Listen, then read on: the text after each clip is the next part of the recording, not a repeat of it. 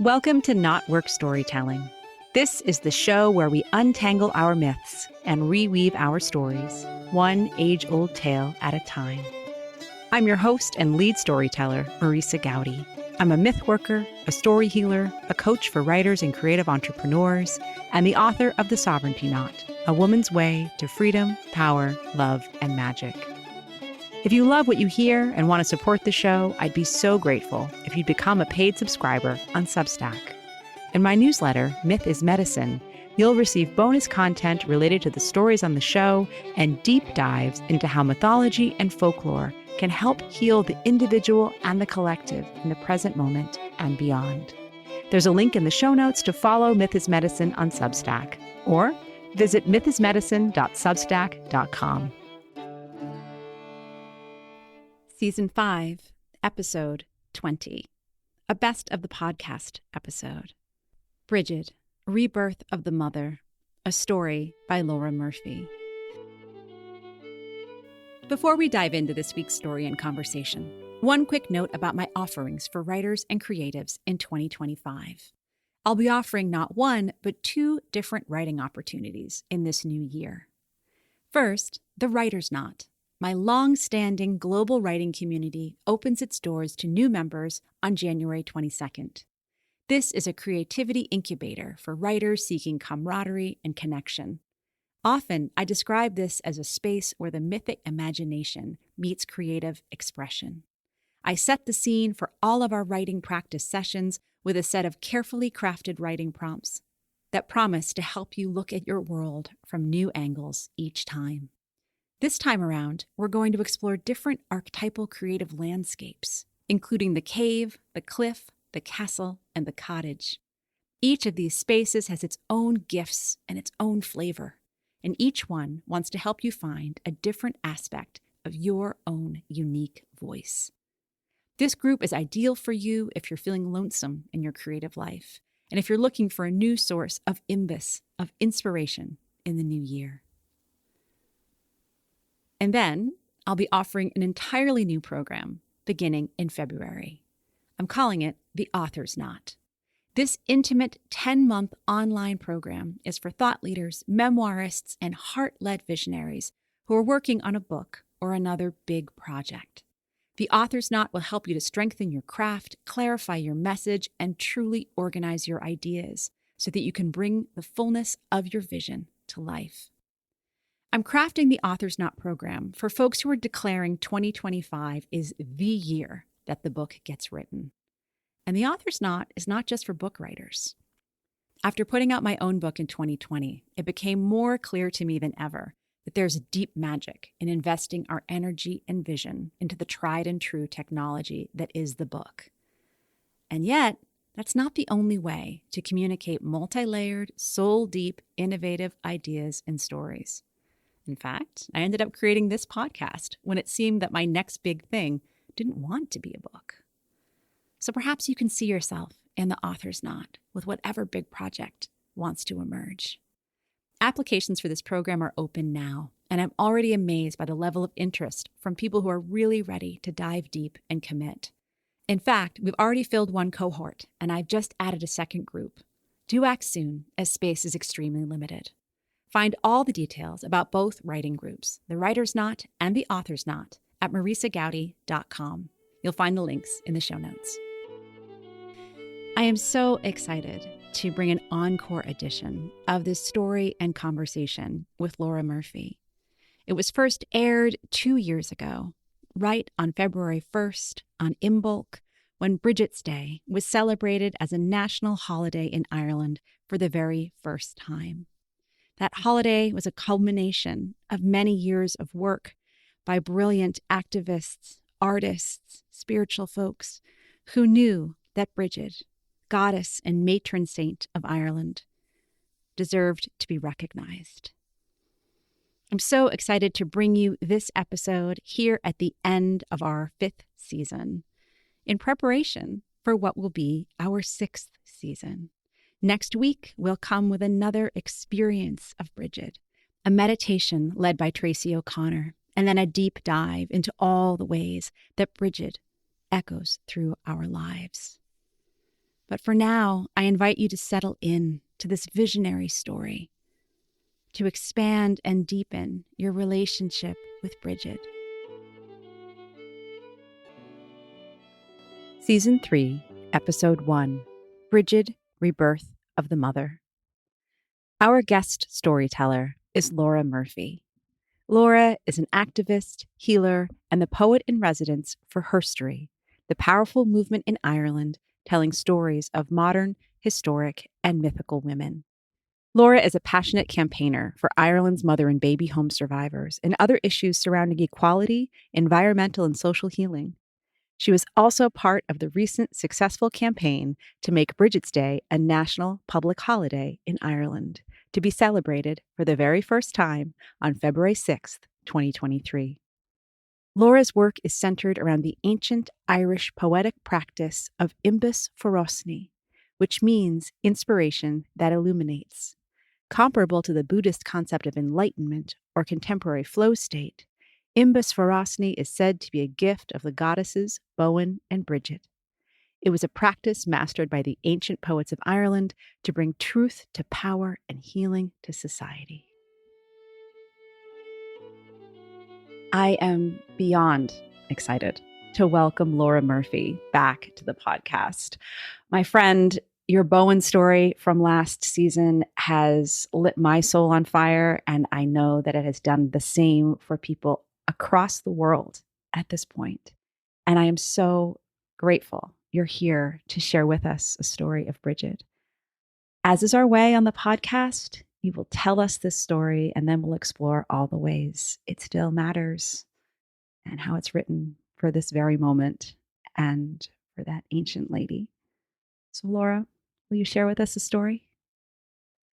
It's a great honor to share this story, Marisa, and thank you so much for having me again. I come to you today from the heart of Ireland, where for many years I've been wandering the fields, woods, and riverbanks, listening to the whispers of the goddess. I once heard that a story had been placed in my heart for safekeeping, and when the time was right, it will be there for my finding. Last week, on the snow-capped mountains of the Slieve Bloom, I narrowly escaped death. It was at this moment of rebirth that I found the story, and with it, a message. Rebirth of the mother is how the planet will heal.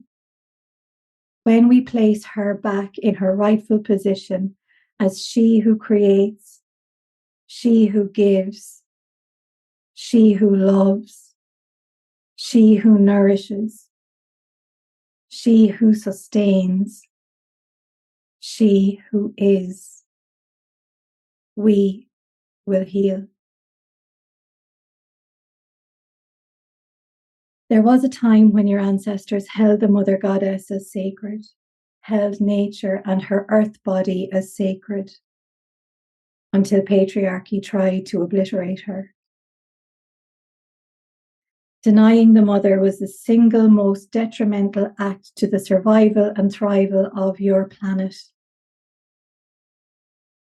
You have been told who Brigid's father is, but you know not who her mother is. She has been deliberately hidden from your people for generations. The time has come to remember. For that which truly is can never be erased. Her story lies in your heart. As your heart opens, her story awakens. Listen, tell it as you find it. So with that being said, here is her story. It is called Brigid, Rebirth of the Mother. When the baby Brigid was conceived, her father, Dagda, asked his wise druid to look at the stars and tell him what the future held for her. The wise druid answered, "Your child comes from the Milky Way, the way of her mother. She will shine as a sun among stars, bloom as a rose among flowers, flow as a spring among rivers, rise as an oak among trees. She will surpass every child in Ireland in deed, heart, mind, and beauty. She will walk a path of sorrow, but from her sorrow comes insurmountable joy. From darkness, she will bring great light. She will transform fear into great love. Everyone will know her name. She will be pushed into the shadows for a time. But when the flame of her meteor flies green over the Isle of Destiny, she will rise once more, and she will be remembered forever. The wise druid looked at Brigid's mother and said, "You will give birth to an illustrious daughter who will shine in the world like the sun in the vault of heaven.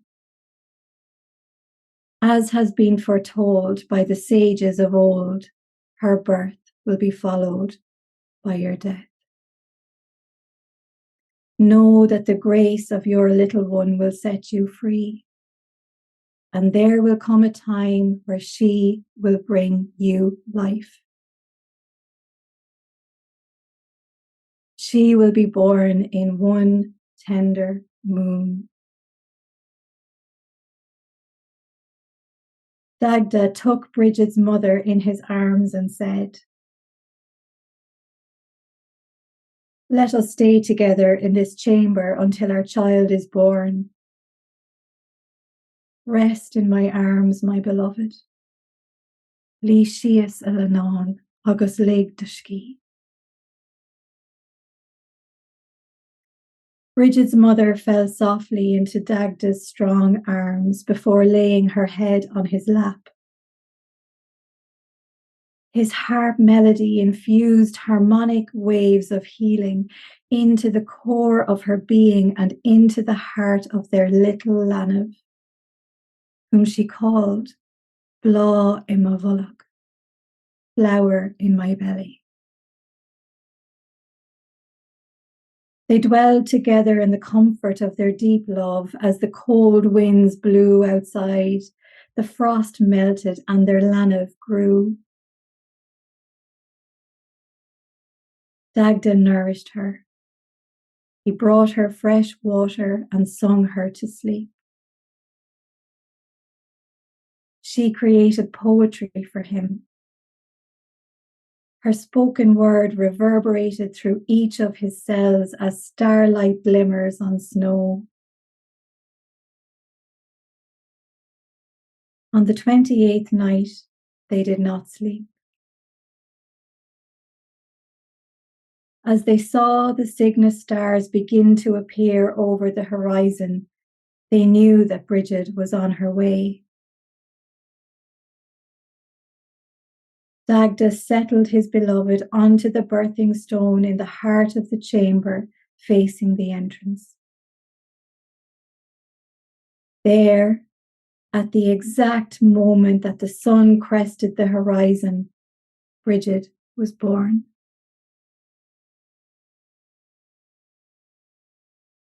The sacred water of her mother's womb flowed forth, blessing the earth with each drop. A blazing column of light radiated from the rising sun to touch Brigid's head as she was crowning. Brigid's little body glided with ease into the warm, open hands of her mother. Her mother held her high for the Sky King to see. Then she brought her baby close, swaddling her in the scent of her skin and the love of her heart. Brigid nestled into her mother's warm breast and was nourished by her sacred milk. Dagda gave thanks to the sun, the earth, and to his beloved. As she held Brigid in her arms, he held them both in his. He looked out of the chamber and saw a bright meteor of flaming green fly in front of the sun. "Bro Segget," he exclaimed. "She is the fiery arrow long prophesied to bring truth, healing, love, and light." "Let this be her name," said her mother. "Brigid, the fiery arrow. Brigid, the exalted one. Brigid, the great flame of Ireland. Brigid, Blá Imma Bhullog." From this day forth, Imba will be her day. Dagda asked his beloved if she was ready. "Can I take Brigid to the care of her foster mother now?" he asked. She answered, "Yes, it is time." My heart breaks for the loss of her. But I know a love like ours is never truly lost. Before she goes, I will give her my blessing. With the sacred waters of her womb, she anointed various parts of Brigid's body, tracing the shape of the Cygnus cross on each part as she spoke these words aloud. "Your feet are blessed for the journey. Your yoni is blessed for Shakti.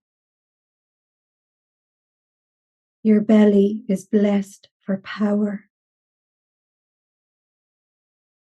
Your hands are blessed for healing. Your heart is blessed for love. Your throat is blessed for expression. Your mouth is blessed for speech. Your ears are blessed for hearing. Your eyes are blessed for vision. Your head is blessed for knowledge. Your crown is blessed for wisdom. Your soul is blessed for union. It is done. It is done. It is done. She held Brigid close to her heart one last time and saw a vision of the future. Brigid was standing by a rowan tree on top of a sacred hill, her arms raised, speaking these words to the unmasked as the fiery arrow of green flame descended on the earth once more. "I am Brigid, daughter of Bowen. I am her milk that nourished me. I am her light that sustains me. I am her heart that loves me. I am her blood that birthed me. I am her breath that enlivens me. I am her bones that hold me. I am her womb that bore me. I am her water that carries me. I am her spirit that fuels me. I am her holy imbus fire. I am her vessel of love, as she is mine. I am her. She is me. Vita fruita, our mystery. I am she. I am she. I am she. Is Misha Brigid. I am my mother's daughter. Is Misha own water. In my birth, she died. In my rebirth, she is reborn.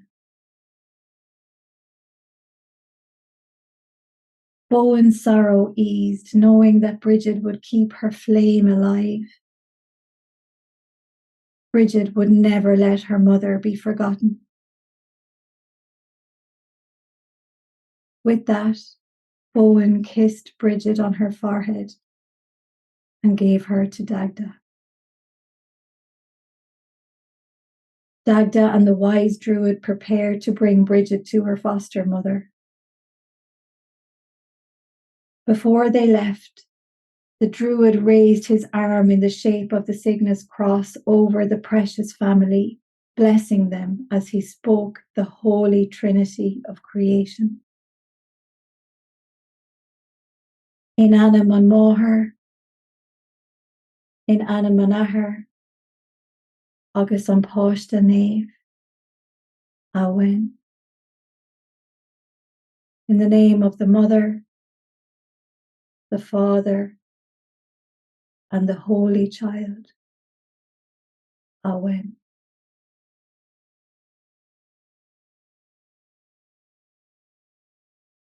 Oh, sister. You leave them speechless, my dear Laura. You really do. Oh. And this is how we transition from your last story to this one of saying there are no words, but our job right now is to try to weave the words. And I believe what I said last time too was perhaps those listening want to pause for a bit and just sit with this story and be with this story for a while and then come back to this conversation. Yeah. Which I think is just a beginning, because this story is such a brilliant beginning. And in the last story where you offered us the remembering of Bowen, and here you give us the rebirthing. Wow.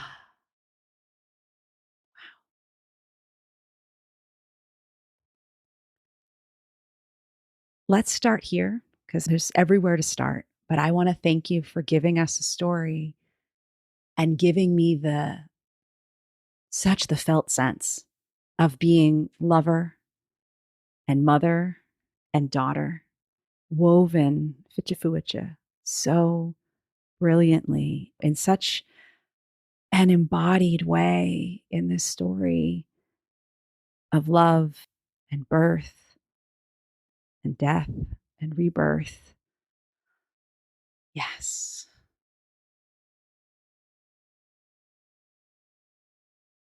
It's an honor. It's an honor. And again, your invitation for the Bowen story on the last podcast initiated the birth of that story at that time. And that was the perfect time for that story to come through. And then the invitation for this time is in such divine alignment for Brigid. And I don't think it's by accident that on the day that this podcast airs, February the 1st, which is the first day that Brigid will be officially honoured as a national holiday in Ireland, a comet appears back on the Earth for the first time in 50,000 years. Yes. The colour green. Green. So if there was ever any doubt of the divine timing of your invitation and this story and the rebirth of Brigid, let there be no doubt. The stars, it's written in the stars. Beyond and beyond. Now, of course, we can see each other on video. And as you're reading the story, I'm looking over your shoulder because there's some beautiful images that are beside you to the left. And they seem very small, but I think there's a chance that this is the exact image you have over your left shoulder. Is that the Dreamer from Kathleen Matthews' Celtic Wisdom deck card? It's actually not. That's from my sister, Dee Mulrooney. Oh my goodness. All right. Well, she was talking, that image was talking to this image the entire time we were speaking. And I just couldn't, I thought it was the same exact image, but they are the same image. Look at the two stars. Exactly. Caitlin Matthews is one of my most eminent teachers on Imbus, and she is such a big inspiration. So I have no doubt that her energy is filtering through today's story and weaving. And I think there's magic to be, I will compare these two pieces of art because Dee, the creator of this piece that I have in my hand, as I was writing that story of Brigid this morning, she messaged me to say, I don't know what's happening, but I'm gone into a vortex of Imbus. I feel like I'm after taking a dose of mushrooms. And as often happens with us, if we will midwife each other's creations, even unconsciously, will feel the energy of it. And that's what was happening with her today as I birthed this story. And she was drawing away and Brigid was coming through. And when I was on the stage at the Abbey calling for Brigid's Day to be a national holiday, she was drawing Brigid as her horned goddess. And I had a chain of Brigid as horned goddess and she didn't know. So Dee's energy is weaving through with Caitlin's today for sure. And that's why, because the two pictures don't even look alike, but you saw them from a distance. And yet I feel like there's a commonality in calling in Dee, in calling in Caitlin, and calling in the sense that all of this is so eminently interwoven in every way. Look at the vulva shape there on the star. And there we have the vulva in the tree on Caitlin's and on the star. Wow. The holographic doesn't always translate purely in audio because, of course, you gave us, was it a 12-part blessing when Bowen was offering to her daughter that sense of, may your feet be blessed for the journey, all the way to may your soul be blessed for union. And if I'm correct, there were 12 of those. Yes, there were. Well done. Yeah. I remember years ago hearing a cellular memory, like there's 12 waves of cellular memory. And because knowledge of who Bowen's mother was written out of our mythology and our folklore, the only place of authority that we could get information on who her mother is or was is from our cellular memory. So I wanted to bring in that as much as possible. And the 12 as a sacred number embodied in this blessing. It was like I was going back quantumly in time and Bowen was encoding the cellular memory from Brigid through her archetype into whoever connects with her, that they would remember who she is and who her mother is. Oh, that makes so much sense to me. And I've always wondered, Brigid's associated with 19 because of the 19 women who tended the flame. And that's always felt so, I guess, idiosyncratic to me, that sense of like a mystery of 19 I haven't yet discovered. Because in my heart, it was always, well, there's 12 and she's the 13th because of the universality associated with that number. And I rather love that Brigid has her own number that seems like it's outside of systems we know. And yet there's also that sense of that encoding of knowing we're made of 12. Our universe is made of 12. And that's where my healing work is so rooted into that from Peru and how it connects to the sacred spaces around the world in our own bodies in the Celtic tradition as well. Exactly. And the 12, this year we had the Omen days, which is the 12 days of Christmas. Like after conception, it takes 12 days for the cells to multiply, and on day 12, they form the embryo.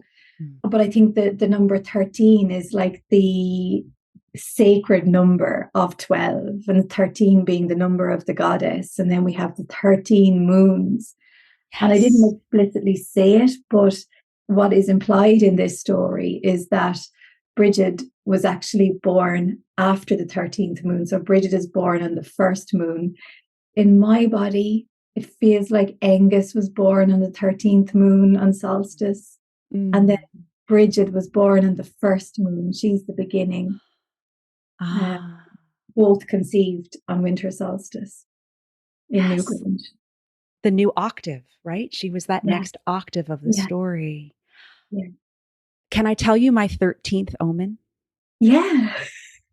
So Laura did this fantastic project called Omen Days. If you look back on her Instagram, you'll find it. And I think that the imbus and the magic will come through, even if you're not doing it right on December 26th through to January 6th. Mm-hmm. On the 13th day, which I guess would have been January 7th, I was actually driving to my mystery school training. I go for a weekend once a season. I was driving along and there was a body of water I'd never really noticed before. And there were swans flying right beside my car, essentially, over this body of water, just as they do over the Corrib River, because that was the only place I'd ever really experienced that flight of the swans right beside you and the sound of them. And that was my 13th omen. And it was just, I'm describing it to you right now and my body can't even contain it. Wow. And the fact, like, I never mentioned anything about the 13th omen, but the 13 in the omen days is where the power is. Like, that's the power. It's the 13th day, the 13th moon that was written out of our calendar. And to bring the synchronicity back to this story, before the story was ever written, I was voice messaging with my beloved, and I was kind of explaining the energy that was coming through, and he was reflecting back to me, and he said the words rebirth of the mother.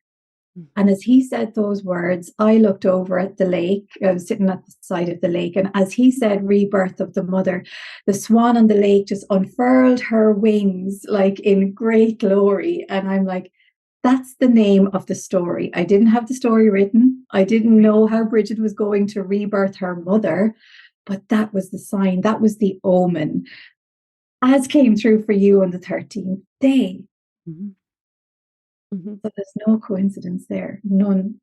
And the swan energy, Brigid being the swan, Brigid being Cygnus.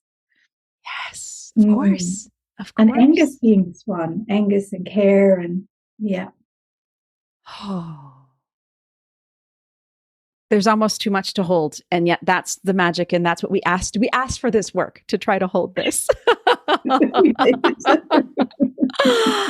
Oh, well, I want to again thank you for offering us the gift of the Dagda and the sacred masculine, and how beautifully you hold his story. And I know, some of your own story and why that's so powerful and potent. And I love that you offer us Dagda as midwife and helping her with the birthing stone. And I want to explore that more with you, but I just want a future episode coming out. Perdita Finn, who with her husband co-wrote a book called The Way of the Rose about the divine feminine mystery in the rosary, will tell us a story of the rosary mysteries. And a very key part is Joseph as midwife to Mary. That's, again, I don't know where to start because there's so much. That's exactly why I wanted to bring Dagda in.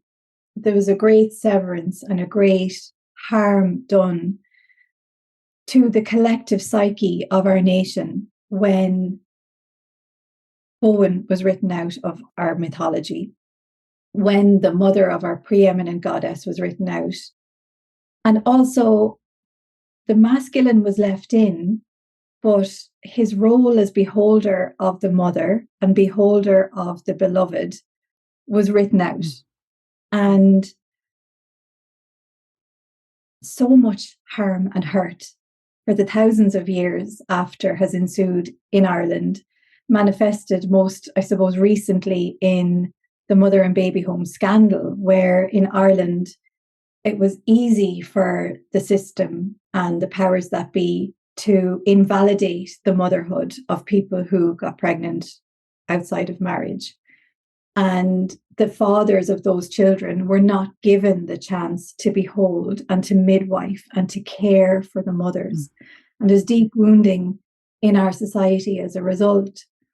And even today, I think, because it's so difficult for the masculine and the feminine in these last remnants of patriarchy, so many men do not know how to behold the mother in motherhood and behold the mother in pregnancy. And I wanted to write that beauty of divine masculinity back into our story. It was always in our story, I believe, but it was written out. So I engaged in my cellular memory. I drew from my own love and my own connection with the divine masculine to understand how Dagda was in those moments and to understand how important he was and is to the birthing story, and to write that back in. Oh, yes. Oh, absolutely. Thank you for just reminding. It's always that sense of, right, the foreignness of the fathers in the hallway with the cigar, or that sense of even that, or even that whole, the impurity stories that were written in that, all the bad luck of a birthing woman, and all those levels of superstition, in the same way that 13 was considered to be an evil number. And in the same way that we've just been, given false myths to layer over and obscure the true. Exactly.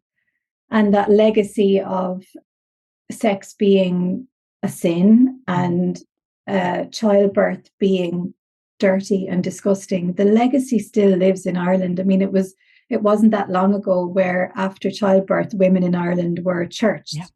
And that was where they were not allowed to enter the church for 6 weeks after giving birth, until they were blessed and cleansed by a priest, a male priest, and deemed worthy to come back in.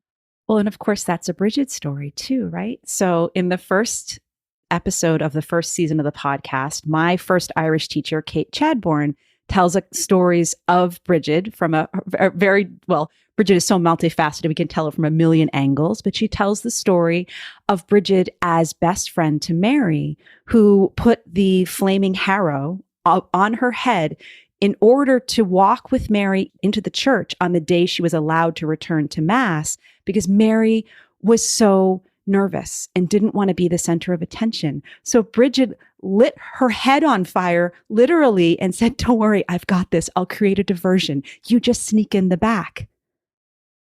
Oh, wow. And that's why, as thanks, Mary said to Brigid, "Your day will always come before mine. February 1st is your day. February 2nd is mine." Oh my goodness. Isn't that just incredible? And the connection between the two women. And it was easy for us to reject Christianity, and because of all of the hurt and the patriarchal mess that's been created. But there's something so beautiful and rich in the authentic message of Christianity. And that version of Christianity existed very strongly in Ireland as the Druids existed, and before the Roman Catholic Church came in. And that's why the blending, I think, was so easy for the Catholic Church, because the Irish people had lived in harmony with the true essence of Christianity, with Jesus and Mary Magdalene and Mary and Our Lady. And there was such a similarity between the two wisdom traditions. I love that those connections between Brigid and Mary, Brigid as the foster mother of Christ, Brigid being called Muireann na Nail, Mary of the Gaels. I love how that legacy endures, because I think archetypally and energetically, there's huge richness and similarity in both traditions. And I don't think we should throw the baby out with the bathwater. Mm-hmm. Yes, the Catholic Church has a lot to answer for and wrote falsehoods in and obliterated and omitted the divine feminine. But let us go back to that time in Ireland where we connected in with the Essene version of Christianity, the early version of Christ's message that was so similar to the Druids. And I think that's where, is it Perdita Finn that's coming on? She speaks about the rose, and the rose is coming up so strong for me around Brigid. And I think I love that idea of the early Christianity bringing forth the divine Sophia, the feminine emanation of wisdom. And I think that connects that gnosis, what Plato or the Essenes called gnosis, connecting with Brigid's gift of imbus, the idea of the divine feminine coming through as wisdom. Oh, Laura, this is so perfect, because in Perdita's book, In the Way of the Rose, they rewrite, she and Clark, her husband, rewrite the Glory Be, which is, of course, one of the prayers said in the Rosary. Glory be to the Father, and to the Child, and to the Holy Mother, as it was in the beginning, is now, and ever shall be, world without end. Amen. Oh, so much gratitude for them for doing that. I mean, this idea of the rose line, the ancient lineage of Christ, which is said esoterically to connect back to the energies of Venus and the divine feminine. Those energies were hugely prevalent in Ireland at the time of the Tuatha Dé Danann. And it feels like as Brigid rises and as the divine feminine rises, it's the rising of those Venusian energies again, the energies of harmony, of balance, and of love. That's why I have the word rose in my handle up for Instagram and as my pen name. It's like that essence of the divine feminine and all of her mysteries. And I think the rose existed in Ireland as a wild rose at the time of that Bowen and Brigid would have been around at the Tuatha Dé Danann. And Brigid's tree, the rowan tree, is actually a member of the rose family as well. Yeah, and the berries are like, there's a five petaled rose as a blossom, and in the berry then there's a pentagram shape as well. So it's all connected to nature. And wow, even Newgrange, Brunaboyne, which in Irish translates as womb of Bowen, every 8 years, which is the cycle of Venus, every 8 years, the light of Venus comes in with the light of the rising sun through the roof box into the center of the chamber, the center of the womb of Bowen. And right over the roof box, there are 8 markings, 8 crosses, which symbolize each year of Venus's cycle. And on every 8 years, the morning star rises with the sun, which I feel is like the divine feminine, Brigid or Bowen, coming in with the sun of Dagda and the sunlight, the energy of the sun, entwining with the energy of the divine feminine to create this balance and harmony. And that's what our ancients were trying to do in harnessing the sunlight and harnessing the starlight on winter solstice, on this power point of the wheel of the year. And it was the triple spiral that was illuminated by this starlight and sunlight on solstice, and the triple spiral of death, birth, and rebirth, of the Father, Mother, and the Holy Child, of the triple goddess. There's so much. So much. Oh, somehow what I'm aware of, and as you describe that, is that sense of the constancy of the sun. Every solstice, every day, we have the sun in its cycles. Of course, it's the earth and her cycles, but as it may be. But then that sense of, well, it's the comet only every 50,000 years. It's Venus only every 8. It's that sense of the poignancy that your stories bring that has this deep world-shifting passion of Bowen and Dagda being so brief and so heartbreaking and yet so generative. And we think back to, whether it's been loves that have only lasted a season or moments in time that we wanted to have last forever but couldn't, because of course that's not the nature of life. And then paired with the sense of we want to make these eternal vows as humans. There's something in us that wants to say, oh, forever. And just the way you bring those together just brings me to tears, because there's just something about that, the deep, deep truth of that. in all its beauty and all of its immense difficulty, and the way that love and grief sit beside one another. Thank you for articulating that, because that was probably a big intention of the Brigid story, and particularly the Bowen story with the birth of Angus, was this, again, a deep mystery, an esoteric truth that in years gone by, our elders would have had stories and ways to communicate this concept of there being an ever available, eternal essence to each moment, right? So there's two paradoxes. Right. And, you know, it's like the William Blake poem, Eternity in the Palm of Your Hand. I can't remember it now, but it's like Angus was conceived and born in one day. And in my remembering or reimagining of the story, it was actually one moment that this love between Bowen and Dagda was so deep and so eternal that because they connected to that essence of their true love in the moment, they touched eternity. And they created the God of love. They created this light that would sustain the people of Ireland forevermore. But it was only a moment. On the other level, it was only a moment. But on another level, it was forever, and it was eternity. And I think that's as close as I can come to getting an understanding of that ineffable concept of there being a layer of eternity accessible to us all in this 3D notion of time. Yeah. Oh. I want to call in, just to go back to the rose and to go back. I love how you called Brigid the rose among flowers, and that how Bowen called her Bla Imabulog, right? The flower in my belly. Yeah. And how you call in, just your poetry is just always so stunning. And the way that you give us this sense of, oh, I know what she's saying there. You know, and that part of me that always just gets excited of like, I can follow the constellations that she sees too.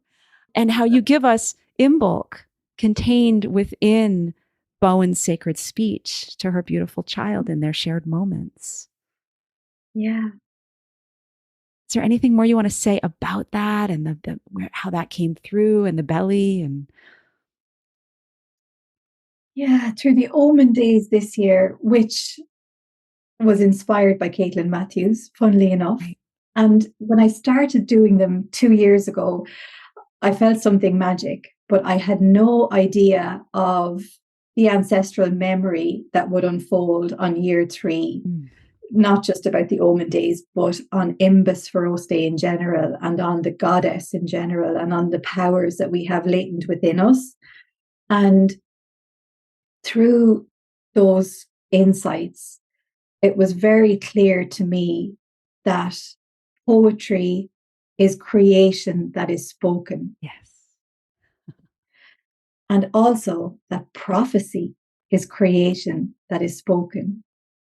So the ancient poets of Ireland were said to have the powers of prophecy, and they were said to have the powers of manifestation. So if they spoke badly of a person, that reality would unfold, whether it was blemishes on their faces if they needed punishment, or whether if there was a praise poem, the person would be blessed with abundance.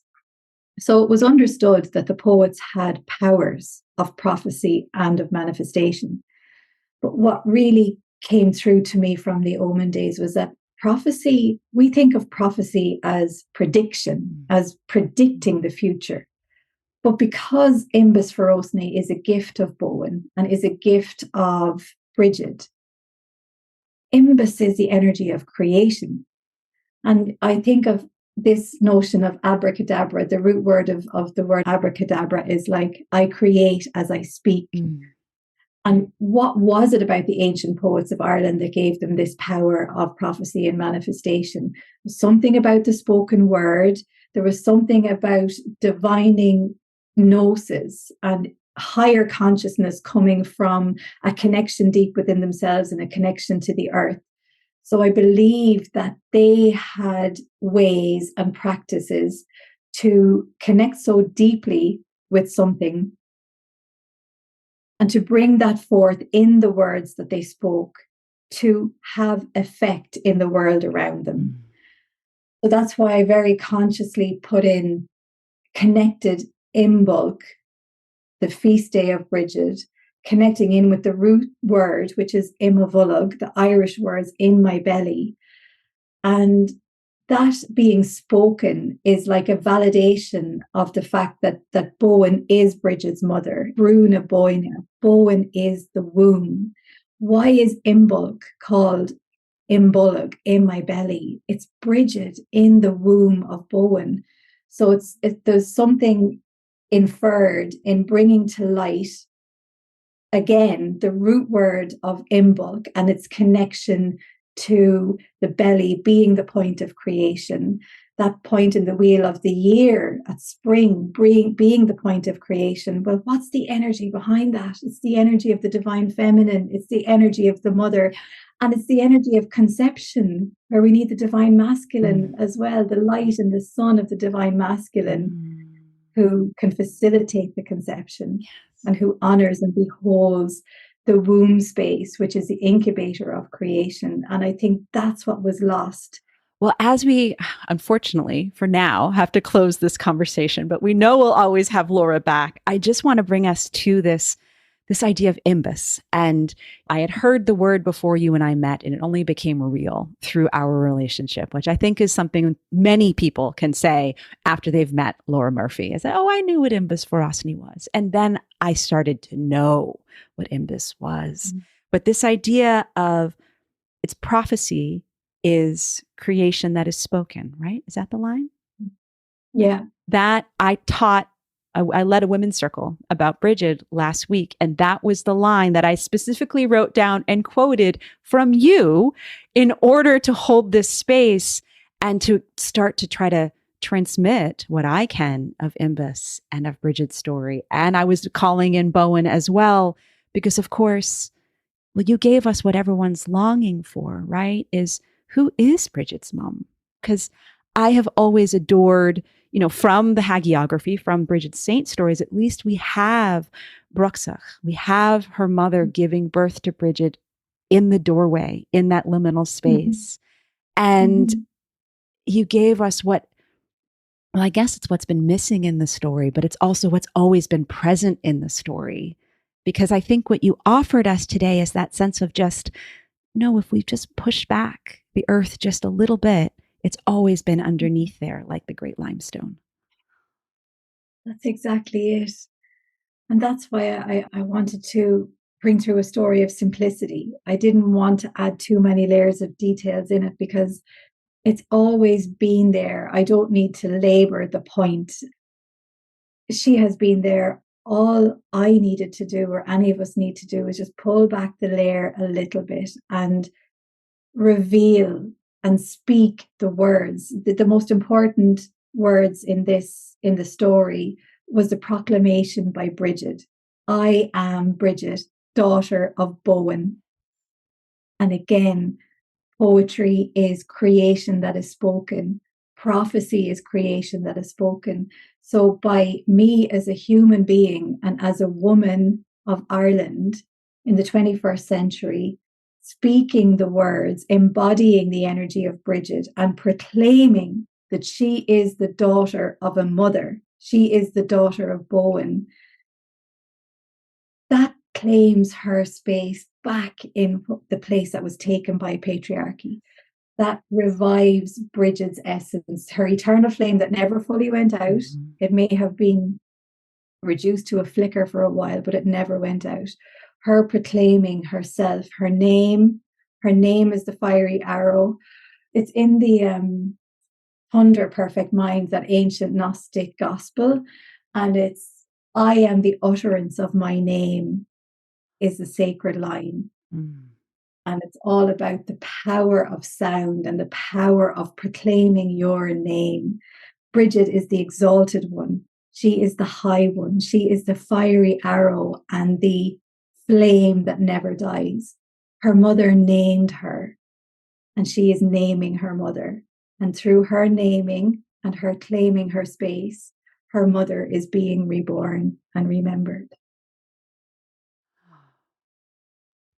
From your lips to all of our ears, from the goddess's lips to all of us and all creation. Thank you, my friend. Thank you. Thank you so much, Marisa. Thank you. I invite everyone to spend some time with Laura's poem, Is Misha Brigid. We'll include it at the end of the show. But I highly recommend that you also check out the entire light show presentation from Imbolc 2022. We'll include the YouTube links in the show notes. Is Misha Brigid.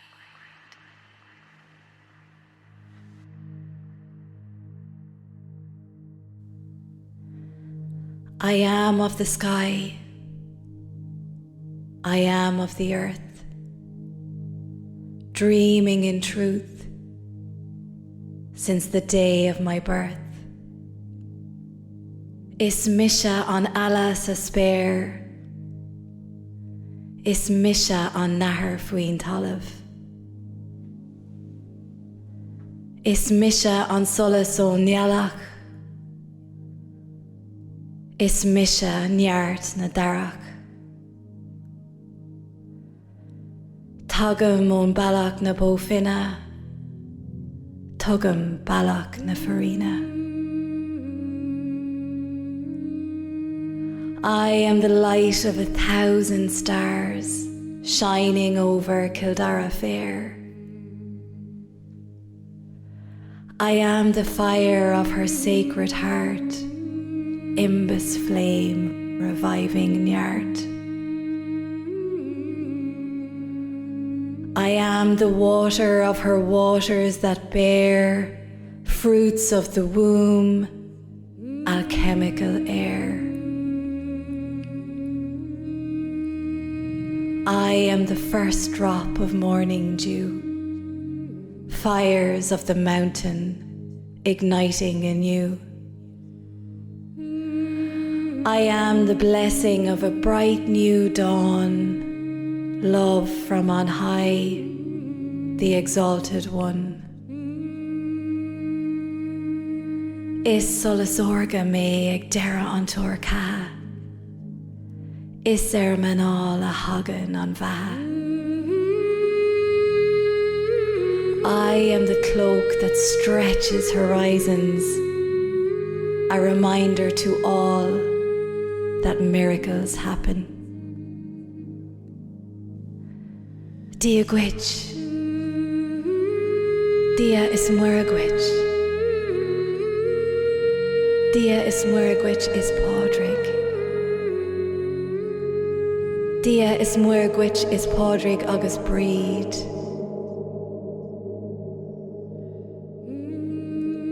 Who was born by the light of the rising sun? By whose light did Oam dawn? Who is the bridge between heart, hearth, and home? Who inspires the words of the poet? Who ignites the driacht of the druid? Who fuels the strength of the warrior? Is Misha on Bonry and Black? Is Misha on Blaheen Bio? Is Misha Bail on Illa ag Lunru Gajo? I am the voice of mother tongue, sound of her heart calling you home. I am the sweet nectar of mother's love, tenderness of her hands' healing touch. I am the gentle light that guides you, the fiery arrow that carries you, the blazing fire that fuels you. I am she who is goddess. I am she who is saint. I am she who is strength. I am she. I am she. I am she. Is Misha Breed. Thank you for tuning in to the KnotWork Storytelling Podcast. Please subscribe and review the show on your favorite podcast platform, and do share this episode with other lovers of myth and story.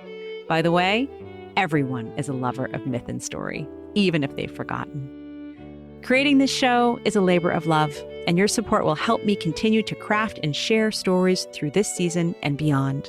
Please consider becoming a subscriber to my paid newsletter, Myth is Medicine. You'll find it on Substack, and that's where all my newest writing and occasional bonus podcasts can be found.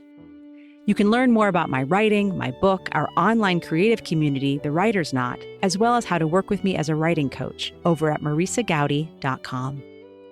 Gratefully, I live, write, work, and record this podcast on the ancestral lands of the Munsee Lenape tribe, whose name means original people.